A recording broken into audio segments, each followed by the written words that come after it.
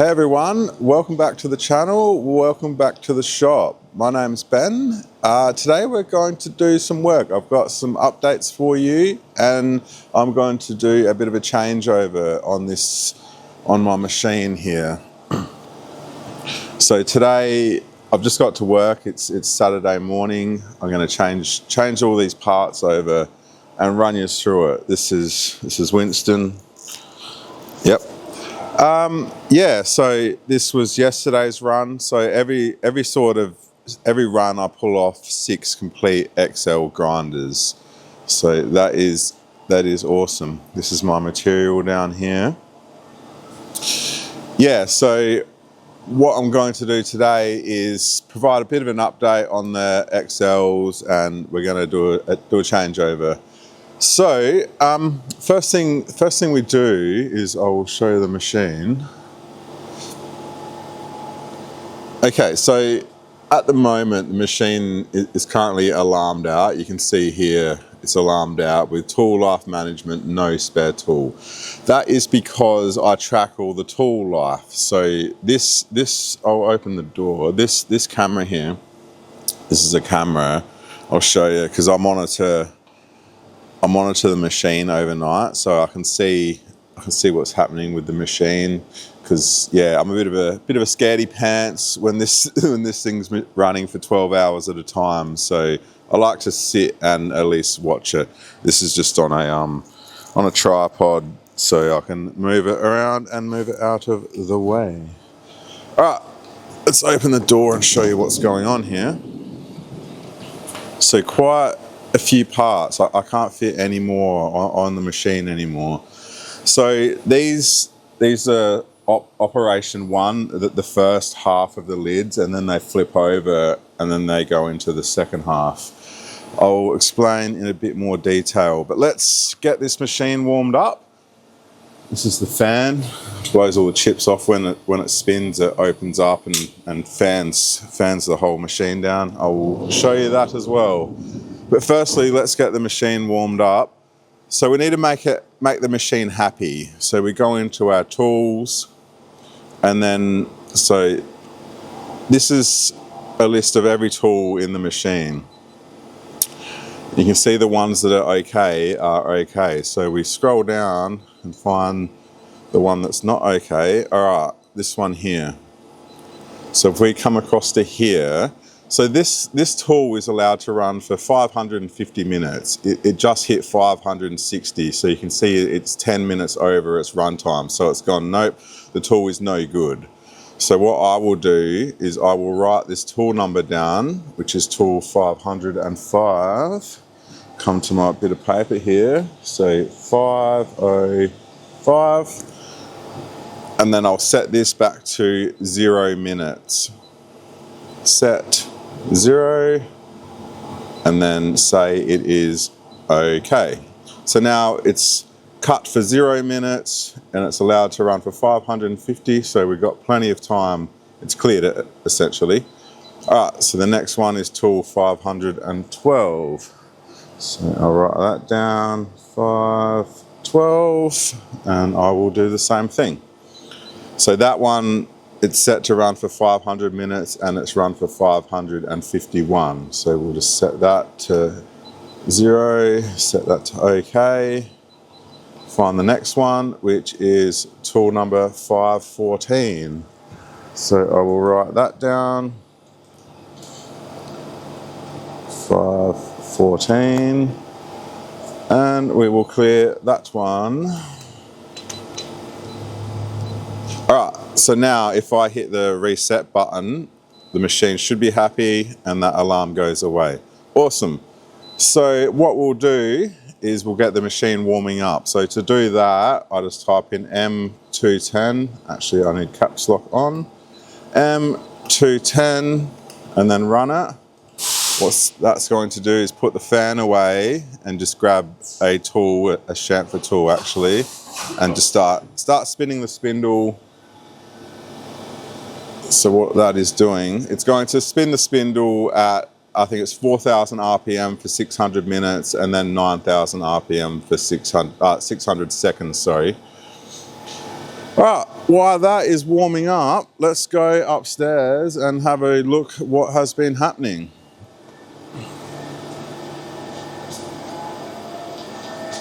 So we still got the grinders, the Aroma-3s running on the robot. It's not running this weekend because it is Saturday.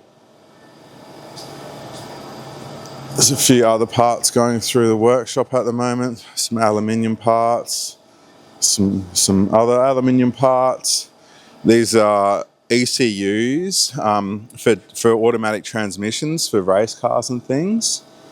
So this is the lid for it, all billet aluminium, and this is the bottom section of it. So it houses PCBs and things like that. There will be ports that go in here. I won't put it together, but yeah, that's coming along quite nicely. Some farm parts here, drilling and putting bushes in on this machine. Yeah, all happening. All right, let's run upstairs.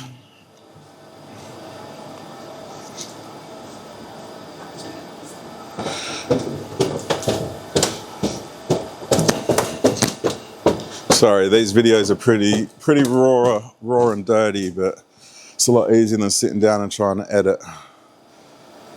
All right, here we are. Okay, so yeah, this is upstairs. This is where all the magic happens. This is where the grinders get assembled, lasered, all that sort of jazz. This is I've hired my niece now. She's helping me do all the emails, trying her best to answer all the emails, keep everyone updated. This is the 3D printer. So I've got my own 3D printer now that I'm printing caps with, all these caps, to make sure they're absolutely perfect. It's coming along quite nicely. Okay, so these are the XLs. So these are all the Founders Editions. They're complete.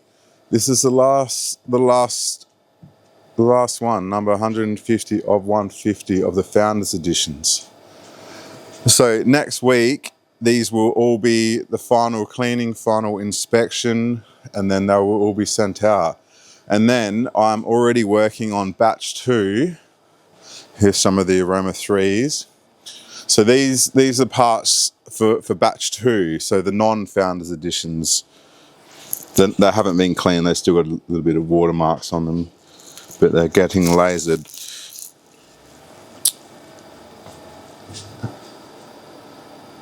This is this is the laser, obviously. These are some of my presses, some of my jigs, some of my fixtures for pressing things in. This is the jig for pressing the magnets into the caps, and the ultrasonic cleaners. So yeah, all the Founders Editions should be out within a week, to be honest. They're all lasered. They just need the final inspection. It should be fine. Should be mid next week, I say. They should be all ready to go out, and then start working on the batch 2. All right, let's head down and have a little look at the machine. Should be warmed up now, and let's start doing some work. All right, the machine's still warming up. It's got 14 seconds left at 4,000 RPM. So it's about to crank up to the next speed. So it basically just gets the spindle, like the actual spindle spinning that holds it, so you can just see it span up to 9,000. You can't really tell, but that tool is spinning in there now, just warming up. It warms the whole machine up, gets all the CNC juices flowing, basically. All right, so while that's happening, let's prepare the material. So this will be the next bit of food that the machine eats. So this is the going to be a top. So this is how the material, the grinders, the XLs start out. One big chunk of stainless steel. So that's the top. That's the middle. That's the bottom. Unhatched XLs. So what I will do, what I need to do is on this linisher here, I'll just take off the slight burr on this edge. You can't really see, but there is a tiny little burr. So I just linish that off and then they sit in the fixture nicely.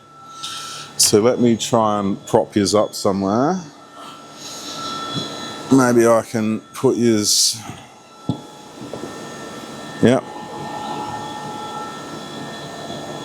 I'll try and stay out of the way.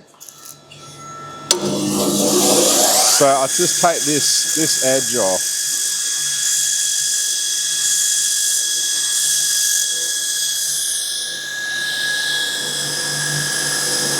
So now there's no burr, nothing to get caught on. Okay, so that's the next lot of material all prepped, ready to go in. All right, let's start having a look at these tools that we need to replace. So the first one is tool number 505. So all the tools live in this side of the machine. So if I unlock it and then open the door here, you can see it. This big carousel is what holds all the tools, that does all the cutting. So things wear out in here. So what we need to do is figure out where these tools are in that carousel. So what we can do is we come up and go into magazine tool data, and the first one we need is what was it, 505. So 505 is in pot number 4. Probably it doesn't need to make sense. It's more of a machinist thing. We all need to understand how this works. All right, so basically there's numbers up the top. That one's number 25, 24. So what, number 4? Let's go to number 4. Quite the number of tools it takes to make grinders. All right, that is number 4. So that is tool 505. Let me just get that out. It's a bit of a two-handed operation, and then we will be back. Okay, this is tool 505. So these tools they're basically drill bits, but they can go sideways through the material. I shouldn't hold it this way, so it can go down and it can go sideways and cut material. And these edges, they wear out. This one still looks okay. The coating is just wearing off, but it's all right. This can go a little bit longer, so I'll chuck it back in the machine.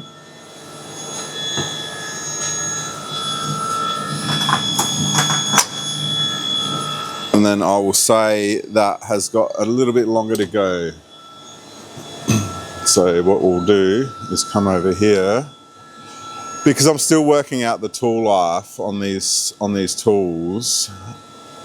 I need to update the set time, because I think it can run a little bit longer. So we'll say it can go for, let's say 650 minutes. Let's add another 100 minutes cut time to it, and then say it is now cut 550 minutes. So that tool will now run for another 100 minutes and then alarm out, and then I'll give it another look and re-evaluation. All right, let's move on to the next one, which is 512,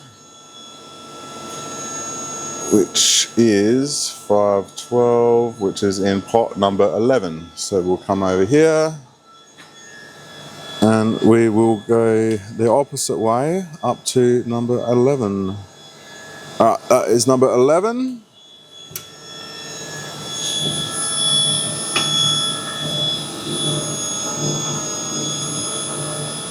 This tool's still got some life in it as well. All right, let me run through all these tools, and when there is something to change, I will be back. We're actually pretty good on the tooling side of things. I just changed everything last night, so nothing really needs changing. It's quite unusual. Okay, so moving on, the next thing what we need to do before we start taking these parts out of the machine is get the machine to measure them. So because the machine's got a probe and it can come in and measure the parts, we need to do that. Make the machine do as much work as it can, because if we're making, it's one thing to make parts, but if we're making shit parts that the bearings don't fit in or they're loose or they're tight, that's no good. We will be wasting our time. So what we need to do is probe all the geometry of the parts. So I will show you that. I've written a program here. It's called Probe Geometry. Let me get this focus happening. Probe Geometry. Let's run that. Just need to shut the tool changer. Okay, so that is going to bring out the probe. There is the probe. And it's going to drop in and measure the bearing holes. This is going to be a little bit tricky for you to see. So that's measured that first bearing hole, or it's measuring. And then once that's finished, I can come up to the machine and go to gauging results and see the exact size of that hole. So the bearings that I press in, the bearing size, the outside of the bearing is 22 millimeters, and I'm making my hole 21.989, so a little bit smaller than the bearing by 0.1 of a millimeter, 0.01, which is nothing. It's just a slight press fit. Because if I make that hole too small, the bearings will still go in, but they'll be crushed, and then they won't spin properly. They'll be gritty. They'll be tight. If I have them too loose, the bearing can come out. Both equally as bad. So you can see it's the machine's running through, measuring all the bearing holes, making sure they're within a certain tolerance, say plus or minus 0.03 of a millimeter or 0.03 of a millimeter. So you can see these are all super consistent. And the reason why they are super consistent is because of the tool I use to do that hole, and it is a boring bar, which is this one here. So this tool here, this tool spins, if it's ever going to focus, so it just cuts on that one edge and it just spins, and the actual spindle.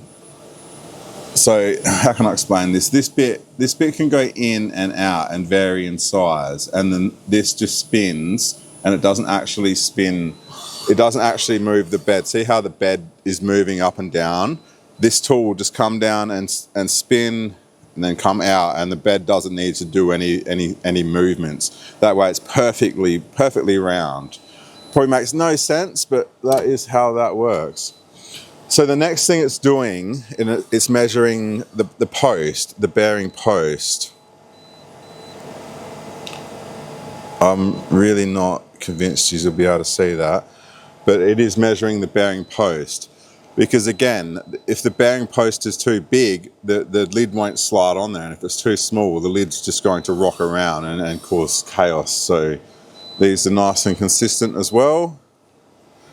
So we'll let the machine finish measuring, and then another thing what I need to do is, because you can't really just trust the machine to measure everything, so I have manual gauges as well. So let me show you the gauges. So these are gauges. This is a bore gauge made in Japan by Midatoyo. Really good gauges. So this is the gauge. So what it does, it has these three points of contact. You push it down into the hole, and then you turn this gauge, and then these numbers that are written on the side here, they correspond to what size it is. So I'll give you a bit of a look through after the machine's finished measuring, which it's about to now. So what we're aiming for is that is 22 millimeters is there. Hang on, no it's not. 22 millimeters is there. So if we went, I don't know, wow, can you even see this? Let me flip my screen around. Get some focus happening. Okay, so 22 millimeters is there. We are aiming for a little bit under, so we need to be around there when we measure the hole. So anywhere from, say, there to there. It's extremely tight tolerance. So let's have a look and see how close we got. Let me just put this down in here.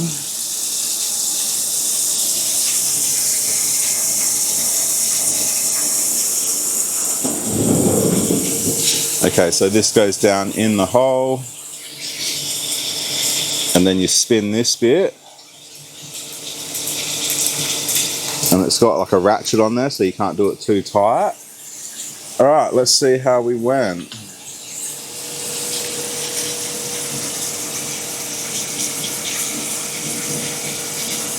Perfect. It's a little bit under. So that hole is measuring 21. It's about 21.992 of a millimeter, which is perfect. That'll be a nice slip fit. Well, not a slip fit, a nice loose press fit for the bearing to go in. Okay, I guess we are all good. We can start taking these parts out of this fixture. So let me undo all these bolts here, and then all these parts will be free to come out of the machine. So I guess I can sit these down here.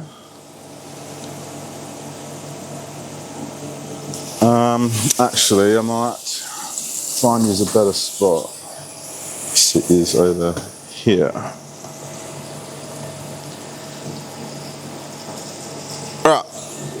Let me undo these, and then might do a bit of a time lapse here or something. See how groovy I can get. Take this out. It's the gauge. Right, let's undo all these bolts.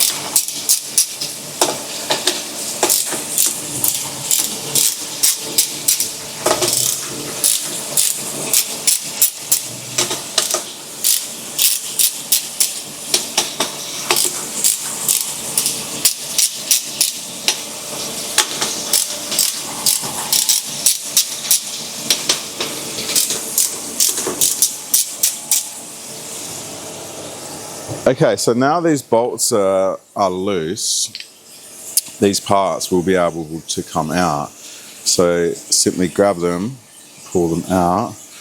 Let me just grab a tissue, gives me a little bit more grip.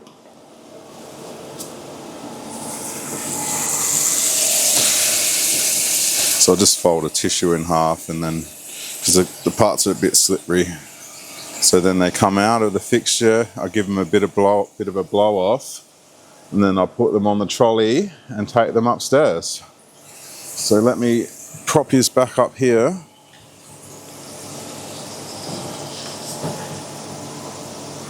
So I'll just get the air gun here, and I'll just blow off that coolant. Leaves the part nice, and then I throw it on the trolley here. So I'll go through all the bottoms, pull the bottoms out, blow them off, sit them on the trolley.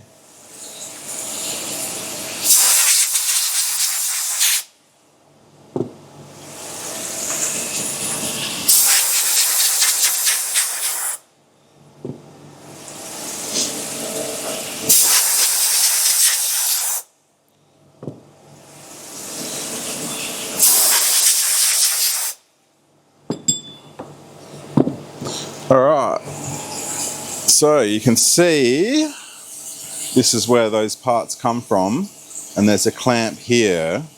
So when I do this clamp up, it extends these little gold bits out. So if I put a part in there, it wedges the part out into the side and holds it nice and securely. So let me unload some more, and then I'll come back.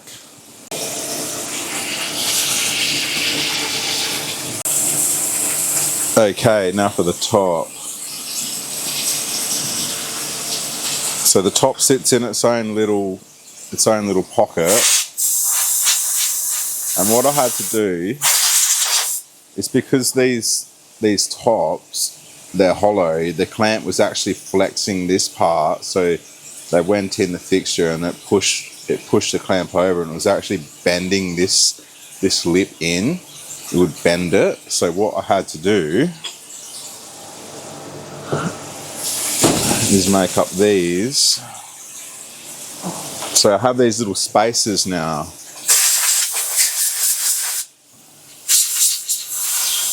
So this little spacer, it's got a square on the bottom, so it sits in this little pocket perfectly, and it sits in the lid perfectly. So I put it in the lid first, snaps into position, and then it can't flex now. So then I'll put it into the fixture, and it puts pressure on it and can't flex it. So that works very well.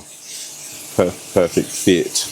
All right, let me take these out. So once the fixture's unloaded, we have a lot more parts here. So I'll go through and unload the rest, and then I will show you how to put these new ones in. So these new ones will go in and become grinders. All right, all the parts are unloaded. So as you can see, the parts, they start piling up pretty quickly. Every run I pull 6 complete grinders off. So this is only sort of 2 days worth. Fixture is working perfectly. Okay, so now you can see there's bits of swarf in here. There's coolant in here.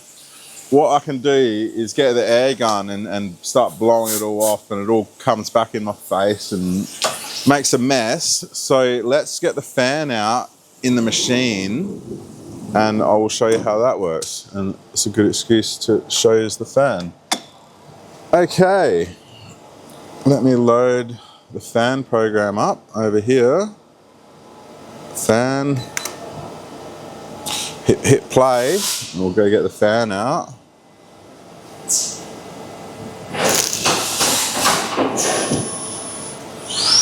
So as you can see, the fan opens up, fans all the parts off. It is a godsend for machinists. I also get the fan out between the sort of the roughing when I sort of make the most of the chips, and it blows all the chips off and allows the other tools to come in and not get wrapped around with chips and things.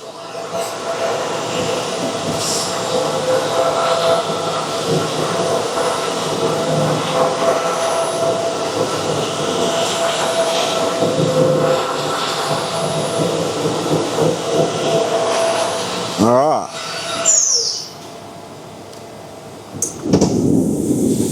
So now you can see it doesn't do a perfect job, but it's 90% of the way there. Okay, so now what we do, these look like finished parts, but they're not. They're only the first bit done. So let me pull one out and I will show you what I mean. Let's pull this lid out. So I'll put a little bit of air pressure in there, and it pulls the lid out. So as you can see, it's only done the first half. So this is basically this. So this has gone in here, and it's done everything it can on the top to make this. And then it needs to flip over and go in this pocket over here. You just cannot see. Then it needs to go in this pocket, and then it clamps and it does all the teeth.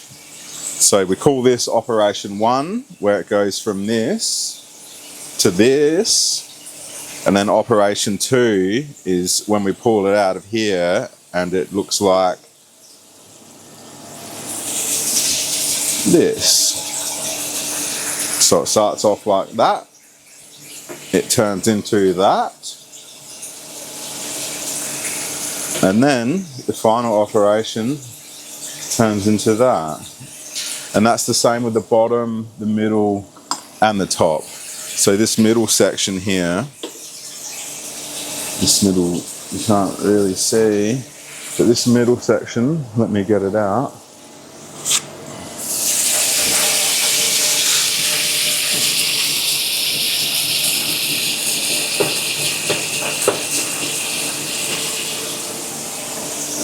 So you can see it's only got 1/2 done. So I need to hold it down here. It does as much as it can, and then we flip it over, hold it there, and then it finishes all the other side. So let me swap all these over, and then I will be back again. I don't know if I'm explaining this heaps well, so I'm going to just give one more explanation on how this fixture works. So let's just work on the bottom section, right? So that has been machined, but it obviously doesn't start like that. It starts off with a raw billet. So that goes in here. So you can see this clamp here has been machined, and when I do this bolt up, it pushes over. So if I put a raw unmachined billet in there and do that bolt up, it's going to clamp that. That allows me to then machine this into this. So that's the outside of the bottom section. Obviously can't get to the inside yet because it's clamped down. So then what I need to do is grab this, flip it over, and then it goes into this pocket. So it goes into this pocket, and then that allows me to then machine the second half and then turn that into this. Hopefully that makes sense. So that's how this whole fixture works. So we have all the first operations of the top, then they flip over into the second bits. These are the middle, they flip over to the middle, and then these are the bottom bits, and they flip over to the bottom. Hopefully that makes more sense. I know there's a lot going on this fixture, so it's even confusing for me sometimes. I got to really make sure I got my wits about me and put everything in the right spots. I'll carry on. Okay, so now I'm working on the lids. So to get the lids out, I put a little bit of air pressure in there and pulls them out. So these need to go into this part of the fixture, right? But it flexes and crushes the lid in. So that's why I've made these spaces up. So these sit perfectly in the lid. Let me just clean this lid out. So these sit perfectly in the lid. Just give it a little tap in. So now that's in the lid, and then if I press in here, it can't flex it. So then that goes upside down and goes into that pocket on the fixture. Perfect. So then I'll go through and do the rest, and then that will be everything for I guess the op 1 side. So everything has now been flipped over, ready to machine the second side, and then we put all these ones in. So that the next step, they will come in and go where the tops and the middles and the bottoms were. Okay, last step. It is grab these billets and start putting them into their correct spots. So what I like to do is start from the bottom, middle, and top. So I'll grab the shortest ones and then bring them over here. So these ones, these are the tops, these are the middles, and these are the bottoms. And I've got another 2 tops here, 2 middles, 2 bottoms. So these ones were here, they've been flipped over to here. The middles that were here have been flipped over to here, and the bottoms that were here have been flipped over to here. The tops that were here are now sitting here. The middles that were here are sitting there, and then the bottoms are sitting there. So we need to put all these into the bottoms. Because the shortest part is the bottom. So they go into the little holes. Get some more.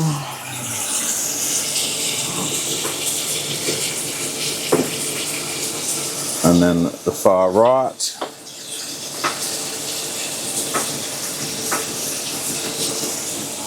Okay, grab the middles. So these are the thicker ones.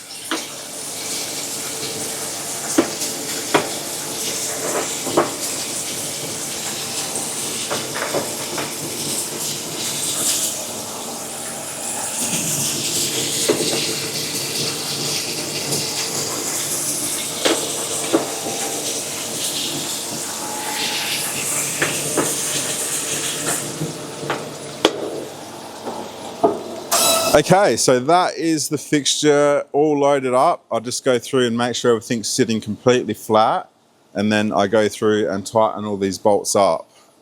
So let me go through and make sure they're all flat, and then I'll show you me tightening them up. Okay, so now I've gone through and gave them all a bit of a tap down with the mallet. So now just a bit of a light tap, make sure they're all down. I like to give these ones a bit of a spin, and then you can tell that they're sitting in there nice and flat. Beautiful. And then I get the torque wrench. So this torque wrench is set for just a little bit higher than 20 Newton meters. So I go through, do these up, and then this will click. Once it's clicked, it's not going to go any further, and I know it's at the right torque, the right tension on all the bolts. So I'll go through, do all these up, and then we're ready to roll, ready to start making some new ones. Okay, that is the fixture all reloaded. So now the machine's happy, the tools are happy. We need to make sure that all the coolant's topped up and all the swarf has been emptied. So around the side here, well, I'll show you. So the machine does all this cutting, creates all these chips and swarf, which there's not really heaps around. So all these like little chips here,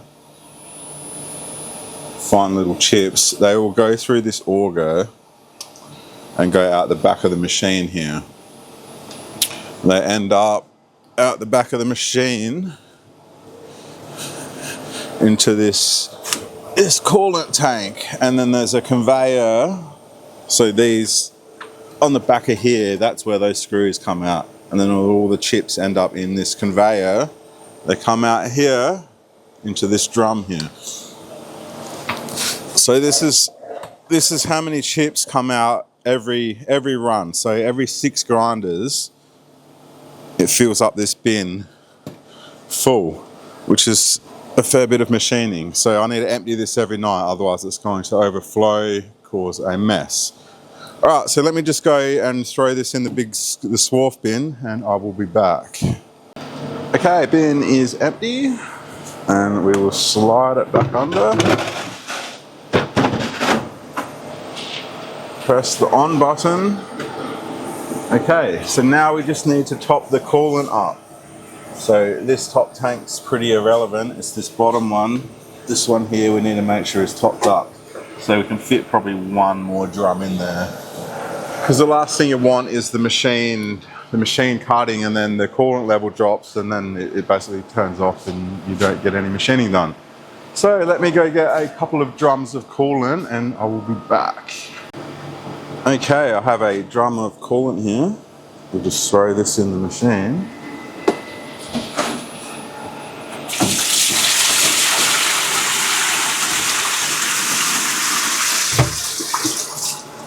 And that'll all run out the back of it.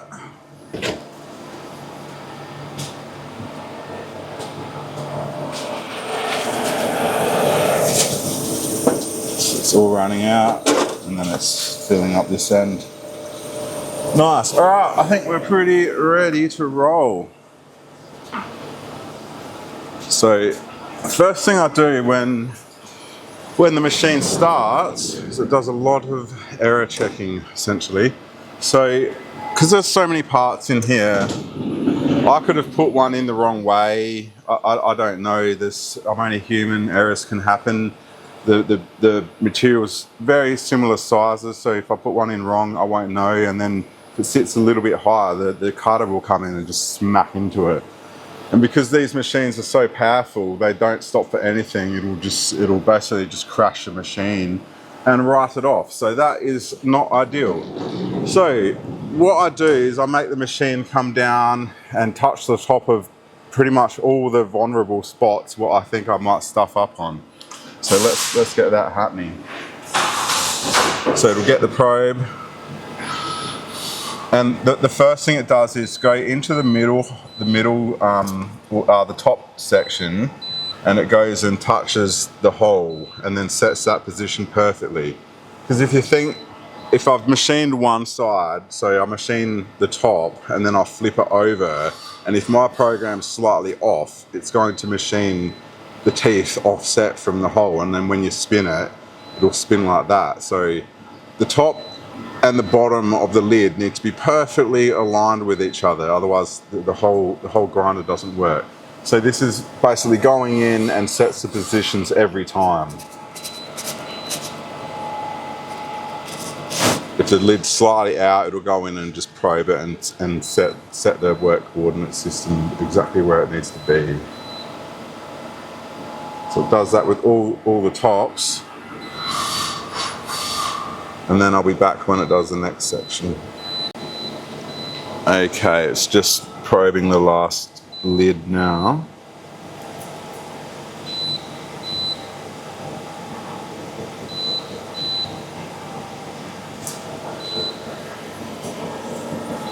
And then it will start going through these sides and make sure they're all the right size.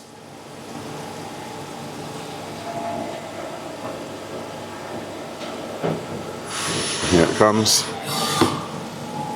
So it just touches the top. Make sure they're not too short. So if they're too short, it'll stop. If they're too tall, it'll stop. And we can verify that by coming in here and go to gauging results. So we're aiming for 26 millimeters. If it's 26, we've got a tolerance of plus or minus 0.3. So it can go 26.3 or 25.7. And they're all pretty good. Even that one's a little bit short, but it's still within tolerance. And if it's out of tolerance, the machine will stop and have a message saying out of tolerance, please check the size of the billet. It's just as much error checking as much I can get the machine to do and take away from me my workload and double checking, triple checking, going through everything. It's so much more beneficial than me standing here trying to do it all myself. Use the machine to its full potential. All right, we'll let that finish checking everything, and then I'll come back when we're starting to make some chips, starting to cut them out. Okay, so it's just checked the last one, and now we start machining. So it's going to bring out a big fat cutter first and run over the top of them all to take them down to the perfect size. This is called a high feed cutter. That's a 32 millimeter cutter. There we go.